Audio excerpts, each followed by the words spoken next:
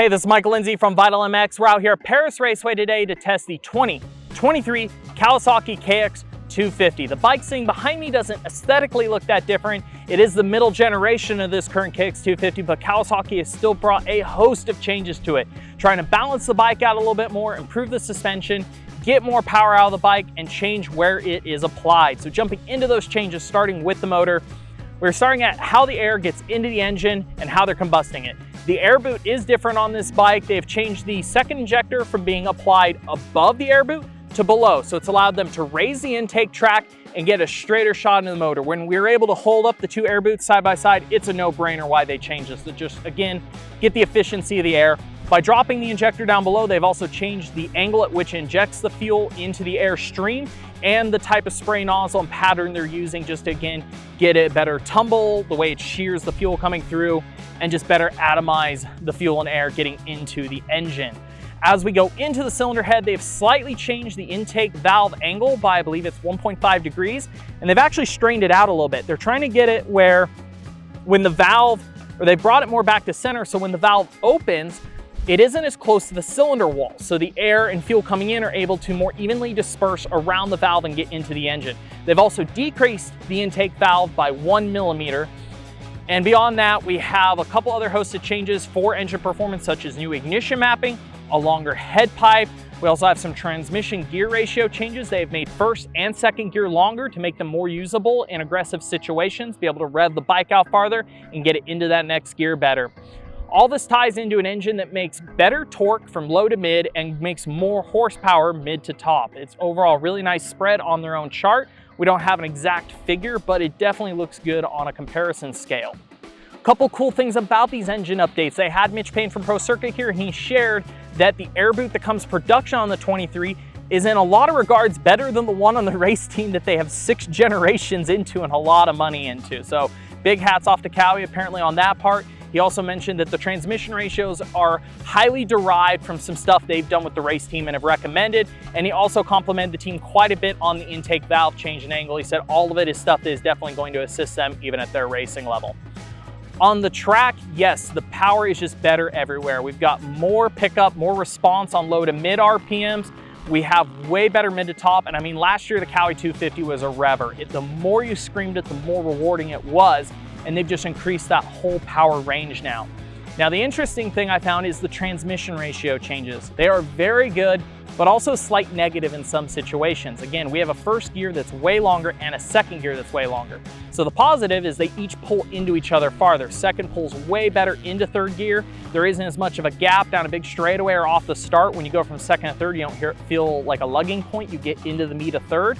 But it's such a big change that when I'm rolling around the pits, the bike actually feels like it's barely idling. The gears, again, are so tall. So at this track today, Paris Raceway, which is very tight, there was a lot of corners I was actually dropping back to first gear for. The gear ratio change was fantastic, as I said, as it gets into those gears, how it goes from second to third.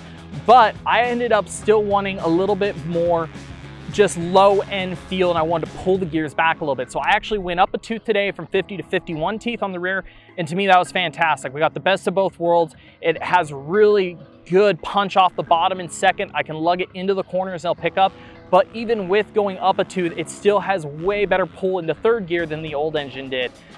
Really fantastic. This type of track, I'm just running second and third everywhere. There's fourth gear on one straightaway and that's about it. It makes it really easy when you don't have to shift the bike and you can just maximize the pull of each gear. The chassis itself hasn't really changed, so again, typical Kawasaki, we've got a lot of chassis comfort here. We have a bike that handles pretty decently front to rear. It's not as planted as maybe say like the Honda or the Suzuki on the front end, but with that you get a little bit of added comfort. It's a little bit more naturally a rear steer bike as Cowies have always been, but definitely with the suspension settings this year, you can feel they tried to stiffen the rear, put a little bit more weight on the front, try to get a little bit more front end bite out of it. If you've ever heard any of these videos I've done in the past, I'm not a rider that likes a lot of front end weight and input, so I actually tried to dumb down the bike a little bit. I was happy going from 5 mil on the fork, it was either 6 or 5 standard, and I went out about half of that, 2.5 to 3 millimeters, pushed the forks out a little bit farther. I was able to get a little bit of weight off the front, a little bit more stable under braking, and then I softened it up 2 clicks to just get a little bit more movement in the fork. Out back, we started with 105 millimeters of sag. I dropped it to 107 when I was still trying to balance it. and I end up slowing down the rebound just a tick. Overall, I'm really happy with the rear end comfort, feel on this bike. The fork has definitely improved over last year. I thought it was way too stiff for the most part. I still feel like there could be a tick more comfort on the front end with this bike. It's something I'd want to keep playing with, but it's definitely an overall improvement.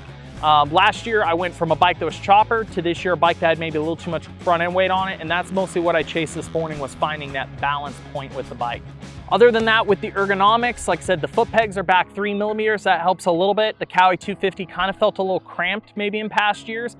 Opens up a little bit more, a little bit easier to stay off the back of the bike, stay off the back of the bike under braking. It actually wanted to make me roll the bars back just a little bit more so I could open up fully on the bike. Again, they still have multiple bar positions that you can pick from. They've got the adjustable foot pegs if you want to drop them down if you're a much taller rider. They have the ECU couplers. They do about the same as they always do. Your black one is your smoother one. The smoother one usually is, again, more linear off the bottom. It doesn't hit as hard, but they typically, because there's more fuel, it pulls a little bit longer into the top. The standard green coupler is very well rounded. The white coupler is very punchy. If you ride a track that's more medium size and you feel the little bit of power gap at the bottom I was talking about when I did the gearing change, but it's not as big as the situation I ran into on the small track, you could also go to that white coupler to get a little bit more punch and pickup instead of changing the gearing. That is an option, but like I said, for me, the gearing change really helped out with this tight of a situation. But getting back to that white coupler, good initial hit, a little bit more aggressive rev character, but a little bit worse on the top end with that coupler. Lastly, Kawasaki finally has a 110/90/19 rear tire, thank goodness. The Austrian brands have been on that for a year, Yamaha has. Yes, it makes the bike load and squat a little bit more, but everybody's gonna upgrade the bike anyways. The 100s just light the tire way too easy. It's really nice to finally have that stock. All in all, this has definitely been one of my more favorite bike change years in a while for the Kawi 250. All of these upgrades are positive in my situation. Again, I think a lot of general riders will like the weight balance change on the bike. For me, again, wanting to calm it down, I end up choppering the bike out a little bit to find a perfect middle ground. All the engine changes are great, just broader power everywhere. The transmission ratio change, you're either gonna love it or hate it. I think it's positive, and it allows me to use the gearing to get a little bit better out of the bike. Because again, the way it drops into third is more usable no matter what. If you run 52, 51, 49, anything, the way first gets into second and the way second gets into third is fantastic. So I think this is a super positive year for Kawi. Really excited to bring this bike to shootout, see how it does against the Yamaha, the Austrian bikes, the Hondas, and everything. Hope you guys stay tuned for that. If you like this video, thumbs up, like, subscribe. Thanks for watching. See you guys on the next one.